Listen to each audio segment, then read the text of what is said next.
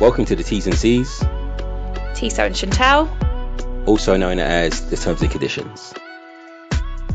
Welcome to episode 2. Surviving Society presents The Reflection with Tiso and Chantel, part of the Terms and Conditions, T's and C's. We are excited today to be joined by Dr. Yusef, also known as Dr. Yusef Bakkali, who is Surviving Society alumni and one of our friends. Hi, Yusef. Oh, you look there, man. How are we doing? Lockdown stuff has got you. Is this day 3? Is this not day 3? It's not fucking day 3. Week 3 of lockdown. Yeah. Week 2. I think it's week 3. I think so. I'm not too sure. It doesn't matter, does it? It all merges into one now. 1st of April. I checked on my phone today. Some days I don't even know what day it is, bro. Yeah. Just like, what day is today? One of the things that we spoke about last week was conspiracies, and Tiso was telling me about the 5G conspiracy, which since you've told me about it, T, I'm seeing it everywhere. Right. The problem I have, right, is one of my pals, he's a big dude, right? He's older than me, right? So he's in his 50s, right? So I'm thinking man should know better.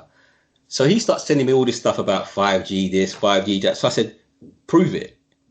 Now his proof was Facebook posts. Then he sent me a video of some boy walking around with his friend on phone on WhatsApp. I'm like, that's actually not proof. That's just someone's opinion. So we got into this whole debate of what things are. So I said, you actually need to read reports. I said, what do you know about the radio waves?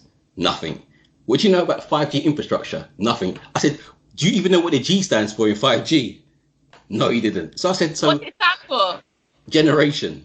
Yeah. So this is the 5th generation, right? So I'm like, so you're waxing lyrical about something you know nothing about. And he's like, but no, T, you should feel it. I'm like, bro, I said, if you're going to talk to me, use evidence. Otherwise, that's just your belief. And you can believe what you want.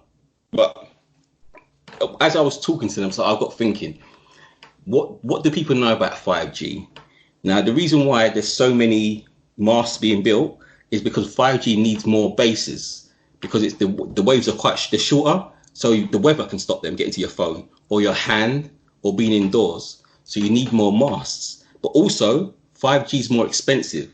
So for the European Union, it's going to cost 500 billion just to get 5G started, right? Then on top of that, they see it as a long run thing. So China, it's going to take them another 10 years to get to where they want to be. So everyone's playing catch up. So it's a crazy industry, but I accused my friend of being eurocentric.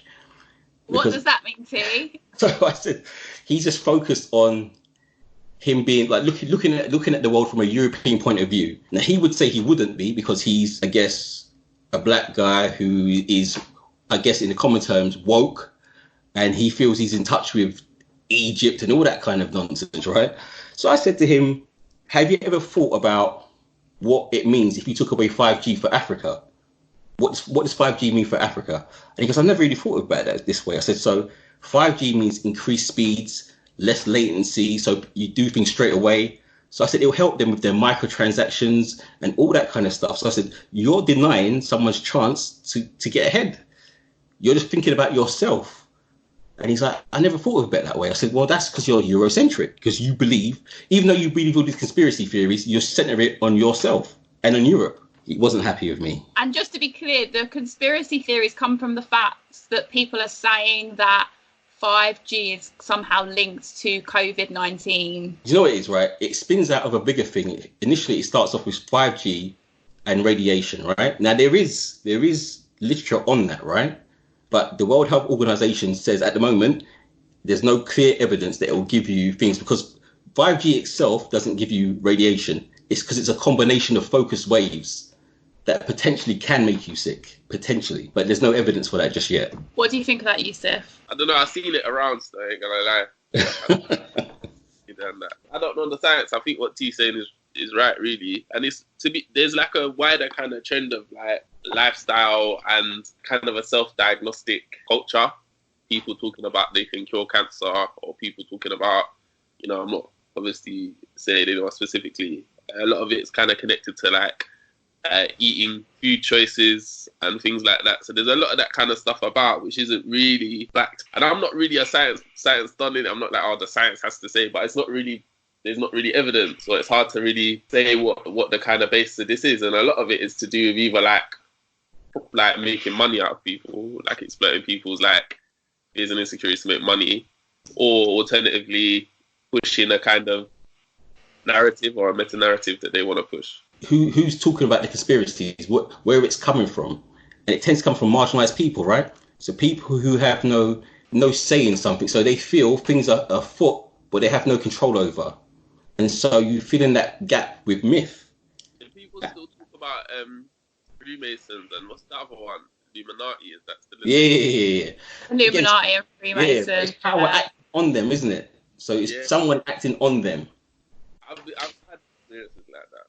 Like, been with a man and they've been talking about, you know, bro, like it's people in suits in rooms that make decisions about the thing, you know.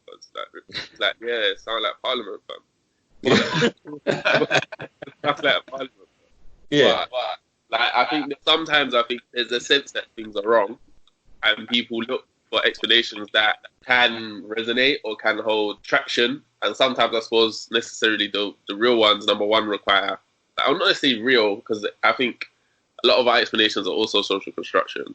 Yeah. I think they're ones that can resonate or hold some kind of traction with the audience or the wider public. And 5G is something that's probably in the public consciousness. Well, the reason why 5G is being so promoted at the moment is because the networks need to get buy-in from governments at the moment, because they need to convince them, because it's so expensive, that there is a tangible and economic benefit, right? So they've set up the kind of narrative, that's why it's everywhere, that if you don't have it, nations are falling behind. So there's not even a race, because it's not like that. Like, for example, Europe is well placed with 5G because we can make it, and we also consume it. So Ericsson, for example, just had their AGM last night. So the annual general meeting of its shareholders, right? So they're well placed to capitalize on this thing. And that's what the CEO said to the shareholders. So Europe's well placed for 5G. So, but they want to sell you Ericsson rather than Huawei. That's why there's this whole kind of tussle between them in terms of infrastructure. I think it's interesting, like, thinking about where conspiracies come from, particularly in moments when governments aren't being truthful, transparent, or honest about what's happening. It feels like we were talking about last week, there's just been an influx of people that I wouldn't necessarily see this sort of thing coming from, connecting 5G to COVID-19, because there's so little information and direction about where we're going to be every day, let alone in the next month. So people attach themselves to these sorts of things, particularly in times like this where there's this much uncertainty, and when you've got that such little control over your life anyway. But you see, what's interesting, I take you following your point, Chantal, was this COVID-19 is an existential threat, right? So it's coming for everyone. Now, that same narrative applied during Brexit. Now, the same people were not jumping conspiracy theories, they were just believing those leaders. What they said was the truth, right? Tim Martin from Wetherspoons, he spoke a lot of shit that was clearly untrue, right? About Brexit, but he was pushing his own agenda, but people believed it because they wanted to believe him. And now this existential threat's come and he's talking his same shit. No one wants to believe him because he can see he's an arsehole, but he always was that arsehole. What he was saying 2 months ago is what he's saying now. I want to make money above everything else. That was his bottom line.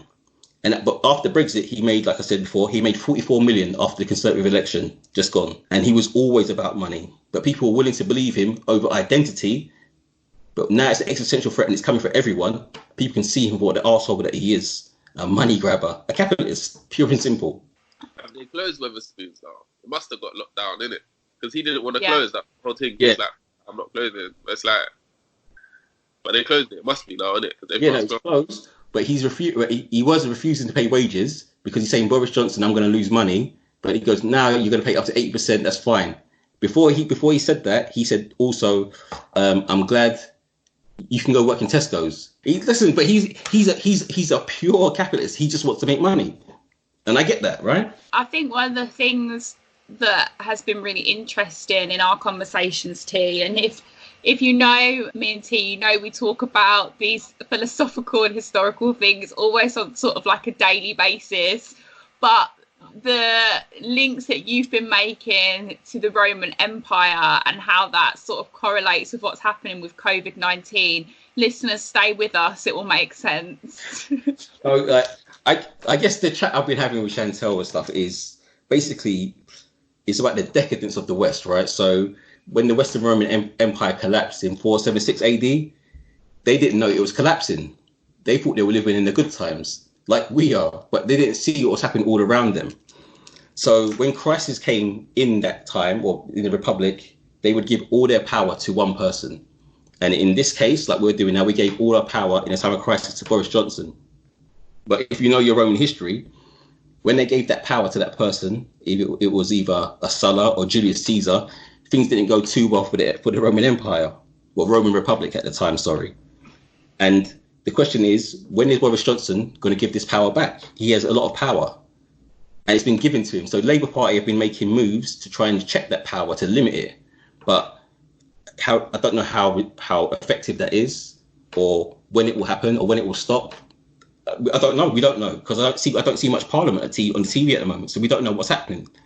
So all the police and all the arms of the state have got extra judicial powers to do extra stuff.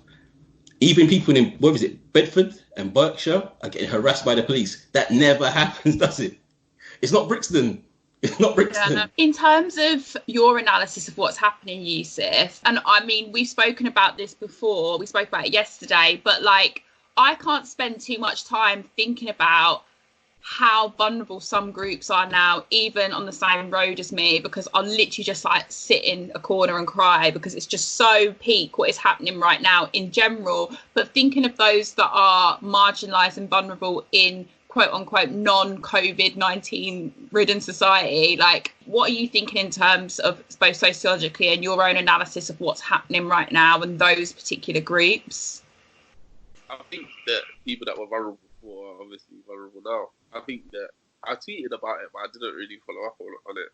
Because the reason I said that tweet was because I'd gone shopping it, and I noticed there was a lot of young men like just in the street, and I felt like kind of my sociological inclination, I could be wrong in it, do you know what I mean? They might have been trapping us, and I don't know what they were doing, but like my sense is that there's a lot of young men or young people or people of all ages really now that don't have like permanent and secure housing. They might be staying with like a family member, they might be staying with a friend, all these different kind of situations that mean that leave people a bit vulnerable, because maybe, yeah, you can stay with someone for a few weeks and this and that, but then when lockdown comes and you're supposed to be in the house near enough 24 hours a day, like that becomes a much more complicated situation, isn't it?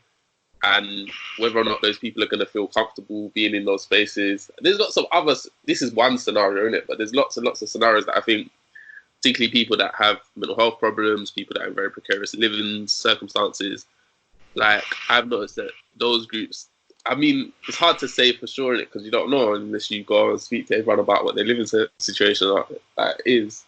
But I think that our groups of people that we know have more precarious living situations, and I think those have kind of been brought to the forefront. And I don't really feel like they've really been covered in the crisis. There's a lot of stuff where people talk about NHS workers, and that's important.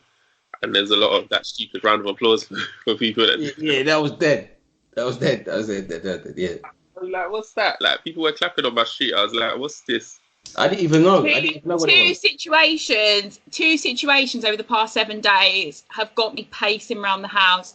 Number one, the NHS applause, and number two, Boris Johnson saying maybe there is such thing as society, which I think was his way of a little wink at all the sociologists to troll us, basically. I think anyone who's got a memory of the 80s or who's involved in politics kind of understood what he was talking about and where they're going. So they're shifted away from the neoliberal agenda, and I don't know what they're moving to, but that marked the end of it, right? So Margaret Thatcher, the zenith of neoliberalism, there is no such thing in society. It's all about the individual. So we follow that through works of like Imogen Tyler, Goffman, about stigmatization of the poor, marginalization of black people, women. We know the story. We know the script. This crisis has shown it's not working. So Boris Johnson said this is the biggest handout the government's ever did. No more minimal state. The state's involved in everyone's life now. I'm giving money out like it's nothing.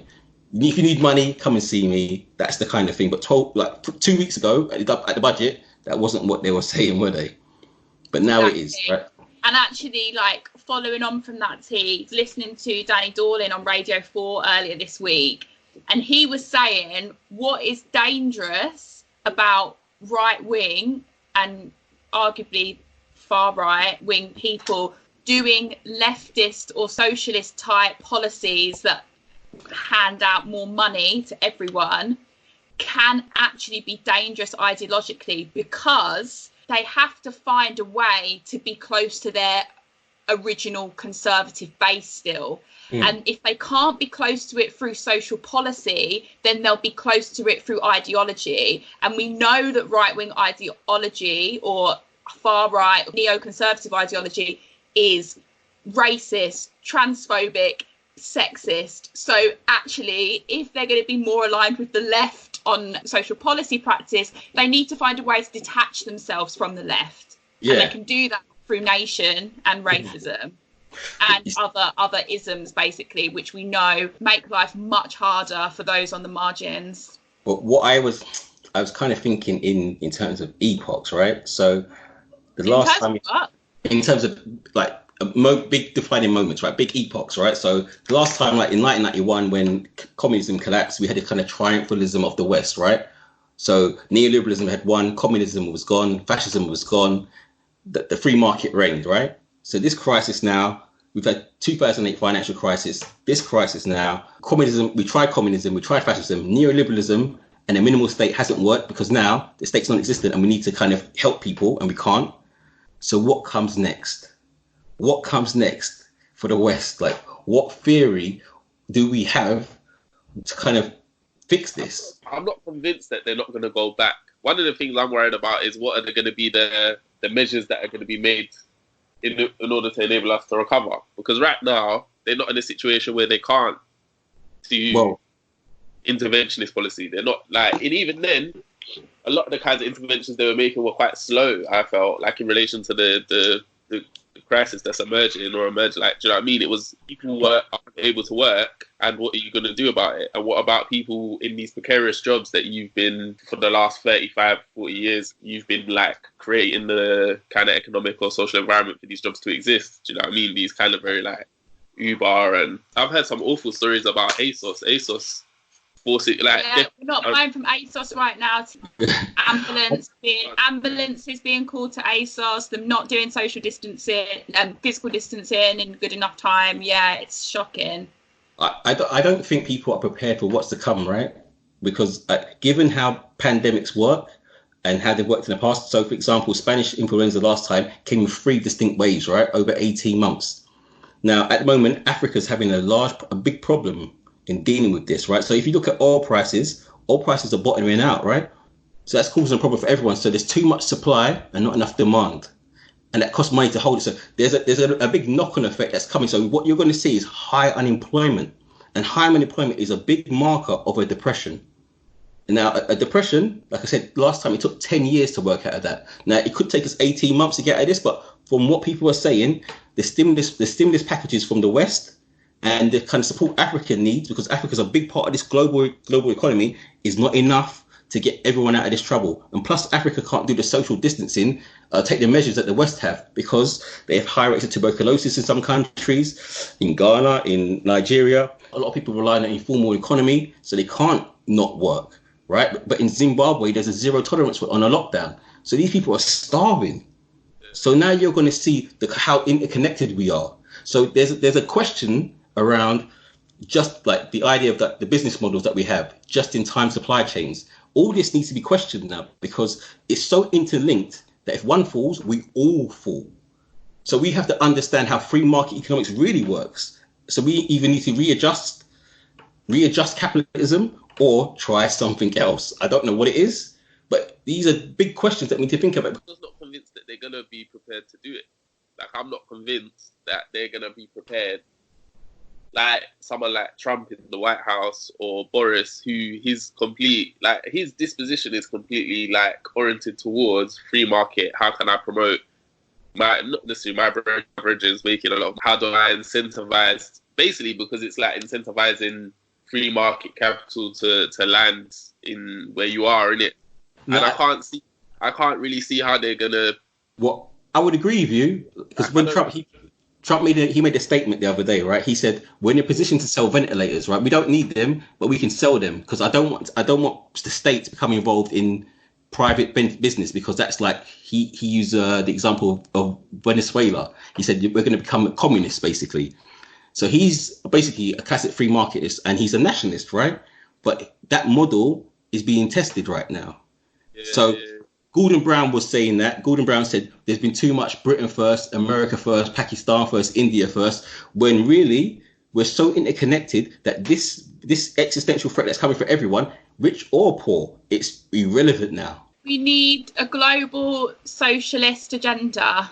Well, no, what happened was, remember the last time we had a massive crisis, we did that. We invented the World Bank, the UN, World Health Organization, the EU, all these things came out after World War II, right? But have they been effective? In the last 50 or 60 years, some of them have proved ineffective. So we need to start thinking, what are we actually going to do? Because we've tried a lot of shit and it's gone wrong. They've been effective at pushing the idea, like free market ideology, in it. So particularly World Bank, IMF, those kind of organizations, private drivers, particularly into like the developing world. They've been organizations that have been pushing very hard in the developing world, like those ideologies to take a hold, innit? You know what I mean? So in the sense of like pushing the capacity of the free market, or pushing like the reach of particularly like US interest in the free market, they have been effective, innit? I mean, I think they've been effective for us making us rich, right? But what you've seen now is the weakness of our systems, right? So the idea of something happening to us, look at it made everyone panic and go buy loo roll, right? Yeah. Now, given that social distancing here is not a problem, right? Yeah. But imagine you live somewhere else in the world, and we're so spoiled and so soft. We thought these kind of things don't affect us, right? So Europe, there's the idea of European exceptionalism. So we don't think that these things will come for us. So now they are here. We're not prepared. So we either need to spend more money on the state. The state needs to get bigger to offer more people stuff and help more people, because a non-existent state is a struggle for people, right? It's a struggle for us, struggle for rich people. Boom. There's some things in that as well around the failures of private suppliers, because I think that the imaginary that probably would be coming from the US, and the thing that I'd be most frightened of, is the growth of inverted commas state services being provided by private sector organizations, like Carillion, Interserve, people like that. But I think they failed so consistently and so repeatedly. Like, I wonder whether that would be a thing that they'd continue to explore, like PFI and all them kind of things in relation to like because I think that from the fallout of this, you're right, they're going to need to invest more in state infrastructure and services. Like right now, aren't they in control of the railways at the moment? They're doing the railways, but like following like the work of Wakant and all that. Tiso. Sorry. Following the work of who? What's his version? Okay, tell us about Wakant. He's a ethnographer. Yes. I don't know. I just read his work. I don't know what he's. He's like a meta theorist now. Like he's the one. Yeah. Anyway, I was looking at his work. So the stuff on the state, right? He kind of looks at the state has spent more money on prisons and the penal system. So that's grown. The state's been active in that area, but let welfare provision die, basically. So the state is effective at doing certain stuff when it wants to do stuff, but the provision of social welfare has not been high on the agenda, especially in the UK. So you've seen council flats who, at the start of 1945, were seen as the gold standard, somewhere to be proud to live. Now you're lucky to get one. Like to get one, it's like a lottery, right? Yeah. And it should never be like that. Well, I think we'll have to end the reflection there, guys. Boom. For this week. Yusef, thank you so much for joining us. For having me, man. We hope you're all keeping safe, looking after yourselves, looking after your bodies, looking after your mental health. I'm jogging, running every day. Yeah, I'm running as well. But if you can't run, do exercises with your arms, do exercise with your legs. There's lots of different things you can do, but try if you can to get some structure in this current moment. Listen, peace. We're gone.